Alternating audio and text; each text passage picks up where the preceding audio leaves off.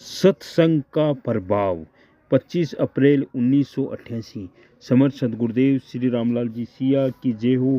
दादा गुरुदेव ओम श्री गंगाई नाथ जी योगी की जय हो। सिद्ध योग पर इस आध्यात्मिक मार्ग पर चल रहे सभी गुरु भाइयों गुरु बहनों को जय गुरुदेव, जय दादा गुरुदेव। आज हम देखते हैं सदगुरुदेव के हाथों से लिखी हुई किताब सिद्ध योग, सत्संग का प्रभाव। सत्संग से क्या होता है, सत्संग में जाने से क्या होता है। वीडियो पूरा देखें और आराधना आपको करनी है। सोशल मीडिया से आप संजीवनी मंत्र सुनकर आराधना कर सकते हो।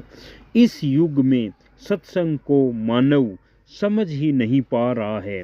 कई लोग रात भर जागते रहकर भजन कीर्तन करने को सत्संग कहते हैं।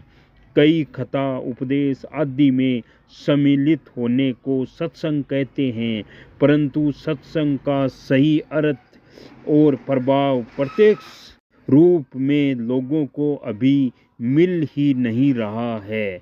सत्य और असत, प्रकाश और अंधेरा, दो विपरीत शक्तियां भाव है। दोनों कभी साथ रह ही नहीं सकती है। उजाला होते ही अंधेरा भाग जाएगा।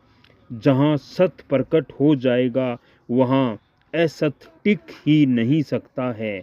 इसका स्पष्ट मतलब है कि इस प्रकार इस समय संसार के मानव जिसको सत्संग की संज्ञा दे रहे हैं वह सत्य से बहुत दूर है।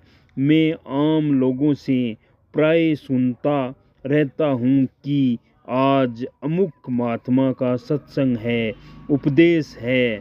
मैं कभी कभी पूछ लेता हूँ कि अमुक महात्मा पिछले कई सालों से आज तक लाखों लोगों को उपदेश दे चुके होंगे।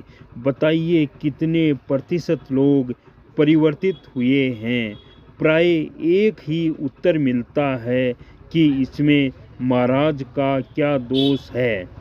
कलयुग के मानव ही भ्रष्ट है। इस प्रकार लाखों लोगों को क्षण भर में दोषी कह दिया जाता है।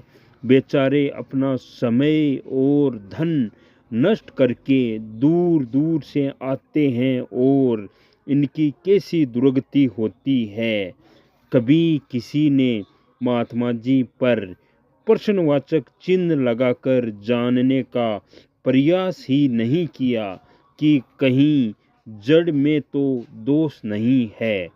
मुझे इस संबंध में किसी सन्यासी ने एक किस्सा सुनाया था।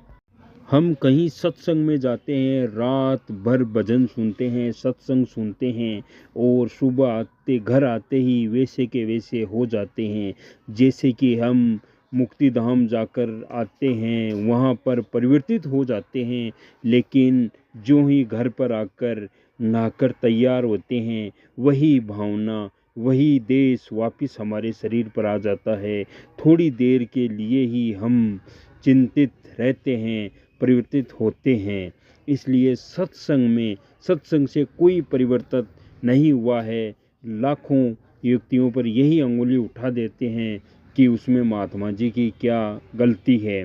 किसी ने ये नहीं कहा कभी कि जड़ में भी दोष हो सकता है। महात्मा जी को भी एक बार पूछ कर ले देखना चाहिए कि परिवर्तन क्यों नहीं हो रहा है। जो परिवर्तन होगा वो मैं आपको बता रहा हूँ संजीवनी मंत्र से होगा। आपके इसी जीवन में होगा। आपको टाइम नहीं लगेगा। आप समर्थ सदगुरुदेव की आराधना कीजिए। 10 या 15 दिन में आप समर्पित होकर विश्वास के साथ आराधना कीजिए, सब ठीक होगा। आपका भौतिक जीवन है वो भी ठीक चलेगा। आगे का जन्म, पीछे का जन्म, आगे होने वाली घटनाएं सब आपको ऑटोमेटिक दिखने लग जाएगी। इसलिए आप केवल मंत्र का जप सुनना है। 1 रुपया किसी को देना नहीं है, बिल्कुल निःशुल्क है। आपको प्रसाद नहीं चढ़ाना है, अगरबत्ती नहीं करनी है, कहीं जाना नहीं है। केवल घर में रहते हुए अपना काम करते हुए आप ये आराधना कर सकते हो और अपना जीवन सफल बना सकते हो, अपना जीवन परिवर्तित कर सकते हो। वो भी 10 या 15 दिन, 20 दिन में। आपको 20 साल, 30 साल, कुछ करना नहीं है, केवल 15 दिन में आपका जीवन परिवर्तित हो जाएगा।